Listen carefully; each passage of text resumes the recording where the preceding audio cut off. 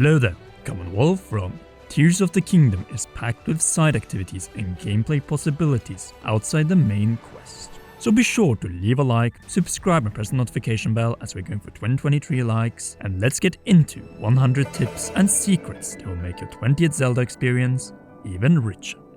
Let's start on Great Sky Island with a secret that the Zelda team recently revealed through their Twitter. Path under a waterfall on Great Sky Island, and since we're speaking of waterfalls, there's an entire questline involving them by landing on the top of Great Sky Island's Temple of Time. Have your Zora armor ready. You can move far further and faster with the optional wingsuit and avoid draining precious stamina. Just visit the 3 Zonai skydiving wing ceremony locations. Each of them offers shrines playing the Ranger skydiving minigame. And not only that, so number 4, these also come with great additional rewards. Number 5. Shrines are made to often be cheesed through, most often with our shields or bow and arrows. Be creative and always have one rocket fused to your shield and bomb flower on the ready while entering a shrine. But let's descend to the surface as the sky doesn't have any vibrant settlements or team-ups with NPCs against enemies. Yes, the monster squad battles, which are scattered across multiple provinces, Central Hyrule, Necluda, Faron, and far more. One of the examples in the game where we feel a true evolution from Breath of the Wild to Tears of the Kingdom. Number 7. In Central Hyrule, you also find the Stable Trotters, which questline starting with Pen is one of the most charming but also important as they open the Great Fairy Fountains. Apart from our number 8, so the horse god Malania, which has been moved to Akkala north of the Lab's stable. Before you go here though, have an Endura carrot ready, as here you can upgrade your horses. Yes, that is right, you can upgrade even the weak catch to reach opponent levels. Speaking of horses, so our number 10, one that at first glance might look regular based on its stats is Zelda's Golden Horse, but who has amazing regular speed. You will find it south of the Demon King Geoglyph. 11. Since we are in Hebra, the shield surfing paradise, know that by fusing frozen raw meat to your shield, you can gain higher speed and surf much further, especially on flat surface. This combination is my favorite across this province, apart from riding bears.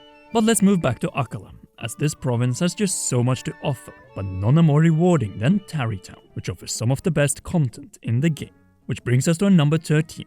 This Goron's divorce or breakup service to save the ruby and sapphire you fuse to your shield to deal with the temperature in Hebra and Gerudo.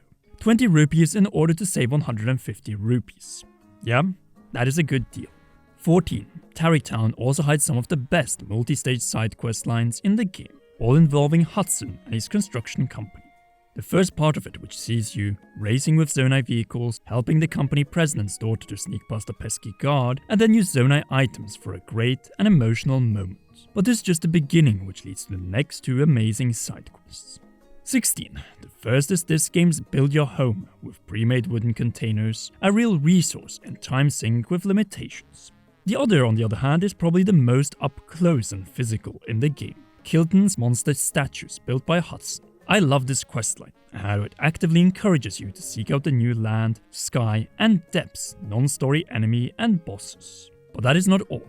As 18, after showing photographs of the first 2 enemies, you can by showing an image from your Purapad get a statue of so many enemies found in the game, both Ganondorf's, so Lionel's, and even Gypto's, along with Zonai constructs. I can't stress this enough, I adore this new feature. Speaking of the Purapad, it is the symbol of this game's endless improvements from Breath of the Wild, all involving Robbie and even his lab, which has been taken over by the Yiga Clan. You however want to break in to get the travel medallion prototype, along with something else. But yes, 20, we have paid Breath of the Wild DLC content included in the sequel's base game. Too bad the same wasn't the case for Master Mode.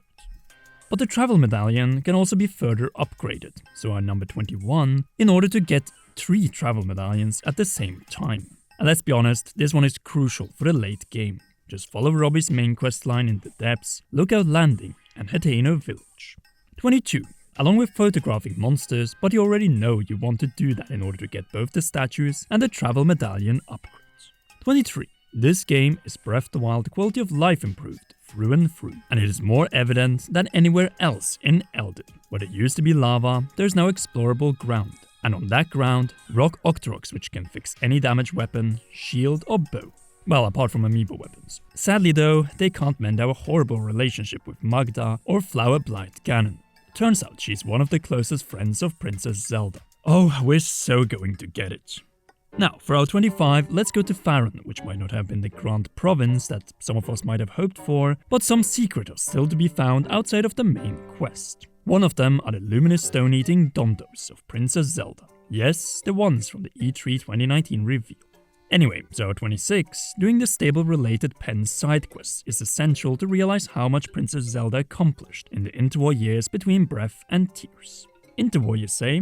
Yes. Since 27, Labyrinth is the hardest hit settlement by the upheaval in Tears of the Kingdom. But reclaiming and rebuilding it is worth it, as this is one of the best multi-stage side quests with a very rewarding end. Free meals, minigames, and 28, Sea Salt Spa, that not only adds extra bonus hearts, but also stamina at the same time, completely for free. Just be sure to bring rock salt. Labyrinth, so our 29, Labyrinth has, just as Princess Zelda wanted it, become a proper resort thanks to Link's effort, including with a water rally. And since we're on the topic of boats, our 30, the pirate ships filled with monsters across Hyrule seas, though the one in Labyrinth only stays there until the village is liberated. 31, but if you want a proper boat of your own, that isn't just a plank with a fan and steering stick attached, then leave Labyrinth and head over to Tenoko Island. Best way to reach this one is from Hateno Bay, but Labyrinth Village will also do. Here you will find the fishing boats that you can Ultra Hand Zonai fans and steering sticks too, all to get a proper boat, which you can also decorate with a Korok in front. Indeed, perfection. But 33, you can also turn these into a blimp battleship by attaching a few balloons, fire emitters, Zonai heads, and cannons. The pirates of Hyrule will not even know what hit them.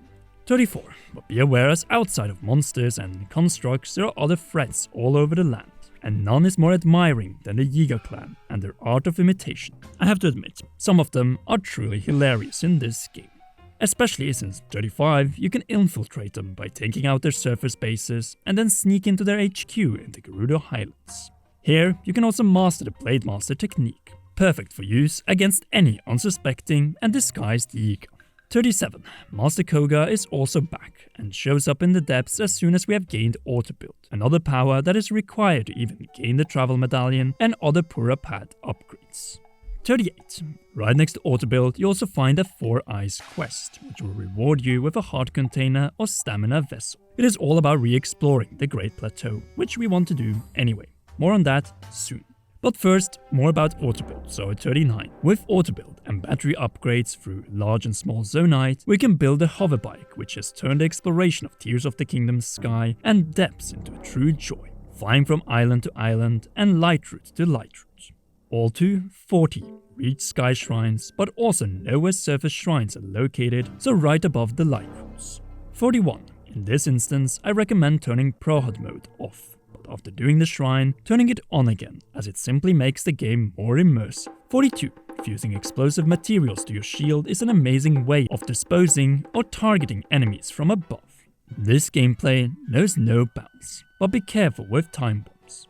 43, so the combination of offense and defense based on the fused items and materials attributes. Naturally, puff shrooms are OP and the perfect Lionel confusion tool. The same goes with the model bod in any monster camp. 44, puff shrooms even work against gloom spores, but to destroy them, fuse electric materials. As James Bond once said, shocking, positively shocking.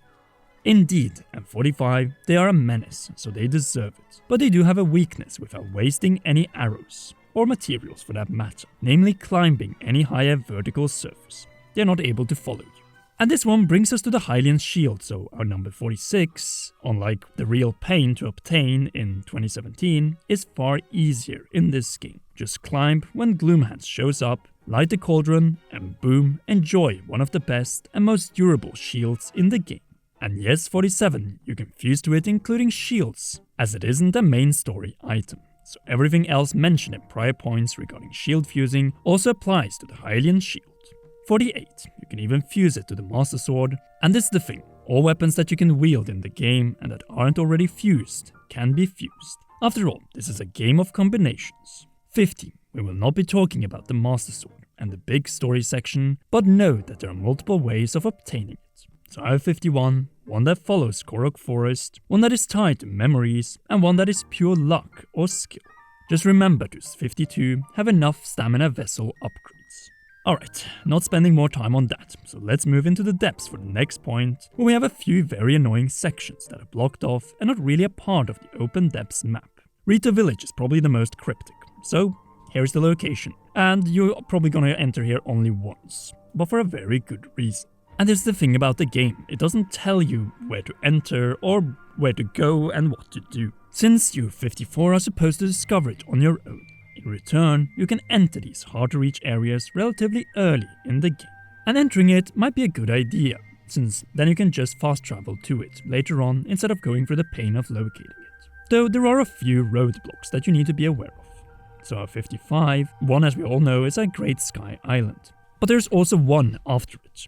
If you reach this one early, as I did, by recalling the stone from the title reveal trailer, you know, this one right next to the cave, then you don't even need a travel medallion, as there's a shrine right next to it. So you can fast travel easily to the door and reopen it when you're ready. But just know, these doors require hearts, so be sure to upgrade also some of them outside of stamina. 56. One place we all headed to early or late depending on your path is the Great Plateau. We have already talked about how you get auto build and an additional heart or stamina upgrade in the depths here, but not how we can enter the plateau itself. As this one, so 57, also has multiple ways, the first being by paragliding from one of the nearby hills. We can also skydive from the Central Sky Archipelago, which is right above it, and my favorite, and the most pre-calamity way to enter it, 58, drain the flooded main entrance by crushing the boulders that have kept the rainwater from getting out the last 180 years. That is correct.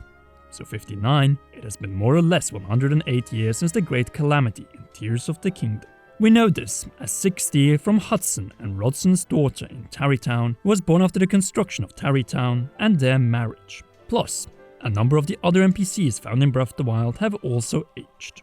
61. Next to the entrance of the Great Plateau, we also find a Silent Princess. Though don't pick this one up, as the princess left it there on the memorial stones to all lives including her father that were lost on Zelda's 17th birthday. 62. The same type of memorial can also be found in the ruins of Hyrule Castletown, and naturally, no one survived. 63. The same was sadly the case for the king, who perished most likely defending the Temple of Time and was later buried on the top of Mount Hylian. Now we know it for certain, as it has been commemorated with the royal claim. And yes, here is tip 64. Don't take this one, as respect for the dead, and definitely to a former guide and commander-in-chief. Rest in peace. Especially since 65, there is a gift where the spirit of the king handed us the paraglider in Breath of the Wild.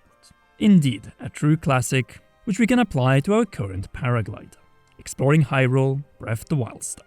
66. Above it, we also find a Korok in the same location of the temple's spire. Callbacks and references. The same goes for the starting shrines of Breath, which are all chasms to the depths, and the eyeball questline we already referenced. Speaking of references, 68, the Yiga have turned the plateau into their stronghold, so take it back and get the schematics of a vehicle that is surprisingly similar to the Master Cycle Zero.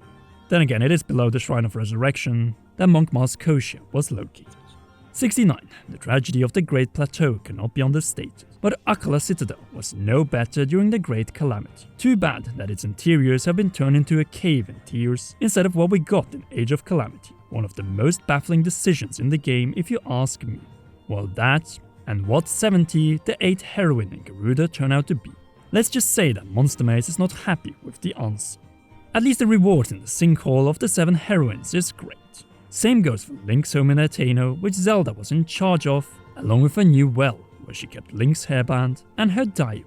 This one points to where we get the marketed tunic, Hyrule Castle's Sanctum, which is safe to enter in Tears of the Kingdom, at least for most of the game. What some might miss in the lower part of the castle is 74, the absolutely massive secret passageway, filled with secrets like the Royal Guard set and Soldier set. And right on the Lookout Landing, we also have another thing, so 75, the returning horned statue. So if you needed extra hearts instead of stamina or the other way around, then you know where to go. 76, this game is absolutely packed and filled to the brim with secrets, mainly returning, but also some new. The Barbarian Helm, for instance, is hidden in this cave, and if you want another attack buffing piece of clothing, or more specifically the Fierce Deity's pants and boots, then head over to the Ancient Tree Stump and the cave in this one. Enough of the surface, let's spend the rest of this video in the sky and the depths, as that is what is truly new in this game. So 78, let's begin with the Sage's Will key item. By collecting 4 of these, you can upgrade the attack power of one of the 2 sages. Do it for Tulin first, as headshots are essential in this game. And upgrading is super easy, just go to any blessing statue on the surface. The other key sky collectibles are 79, the old maps, which lead you to amiibo content in the depths. No more paywall to gain these. Apart from 80, so Epona, who is still locked behind amiibo. Speaking of horses, so 81, stall horses. They are great in the depths, as they make you gloom resistant as long as you ride on them. 82, it goes without saying, but if you want to face Lynels, the depths is the place to go. Just prepare, or you will not claim Lynel horns and weapons, but rather game overs. Now back to the sky, as here we find the life-saving fairies. Know that in Tears of the Kingdom you can hold up to 5 fairies at once, which is very helpful in the final boss fight. 84. Next to these you can find a few hardy truffles outside of caves. Plus 85 hardy radishes and sundelia. Cook the latter on up to restore your broken by gloom hearts while in the depths. 86. Did you know that not only the fishing boats can be used for non-plank and stone-based vehicles? Since one of the Leviathans has the same ability, so cruise in style. 87. The depths are filled with all kinds of Yiga and monster camps, and though these can get repetitive, you sometimes have to go through them. Unless you fly above them. In these cases, attach a bright bloom seed or flower to your hoverbike and don't waste additional materials to light up your surroundings. 88. To gain altitude with your ultra-handed Zonai balloon and not use any battery, make a bonfire in the basket or simply hold a torch to ascend higher. No battery required, as it is 100% organic. 89. Because you want to get up high to eventually reach the sky labyrinths and balls, all holding shrines and clothing exclusive to said locations. 90. So down to our final 10, be aware that these labyrinths are actually just the top part of the giant Zonai-built mazes, with a top, so sky, middle, surface, and bottom depths part. And reaching deeper into the different parts requires exploring the other layers, so get ready to move back and forth. 91. Let's talk a little about weapons. All of metal on the surface and even the sky decayed following the upheaval, but not in the depths, where statues of knights hold them. Sadly, they're not exactly the best weapons, since those are with Lynels. 92. The depths are completely optional, minus short dungeon sections, and the same is the case for the sky after Great Sky Island. Hence, if you don't like Tears of the Kingdom's Master Mode layer, then just avoid the depths, minus the 2 instances I mentioned. But 93, you will miss out on some of Tears of the Kingdom's most creative boss fights against Master Koga. Well, that, and 94, the big bargainer statues, which will make your stay here more pleasant with their depths set. As 95, in truth, the depths are just running from mine to mine, and I'm going to be honest, it isn't as exciting as the sky. I will detail more of my opinion in future videos, so consider this a first tease. 96, but before we leave Gloom completely, just know that the life-draining Gloom weapons pay homage to Ganondorf's surrogate mothers, Kouma and Kotake. Now let's finish our journey with some of the new sets, mainly the dragon sets, in which you can dye Link's hair. No hair rule, but at least we can slightly alter Link's golden locks. A Titano's pay and spray. 98. Now for the quest for reducing speed of battery draining apart from large Zonite charges, so get the Zonite set. All involving some sort of Zonite puzzle of either light, skydiving of courage, and more. 99. And those are located in the low gravity, highest sections of the sky. And I love that the labyrinths on the Zonite set island use this mechanic. One that I in truth could have an entire Zelda game based off. It is that much fun. And the best part is that even some regular sky islands, though high up in southern Tabanta, have low gravity. Now, down to our final tip, so 100, which is a simple advice to complete certain quests and avoid the others. Fill out the surface and sky maps, absolutely. Do the pen quests, yes. Beat all the shrines, yes, as it offers such an important to the lore reward. Keeping the Hudson signs up, nope. Filling out the depths map, only if you need a perfect map. And finally, so a little bonus, collecting all the Korok seeds, no. Unless you want to burn Hester with fire for giving you an even bigger golden piece of shh. And we made it, 100 Tears of the Kingdom tips and secrets while avoiding later parts of the story. We want to make more videos like these, and if you agree, then be sure to leave a like, subscribe and press that notification bell. Last but not least, a big thanks to you for watching to the end, and all our patreon.com/commonrealm patrons, and in particular, our raw producer, Charles Shesh. You rock, and please enjoy one or both of these two awesome videos.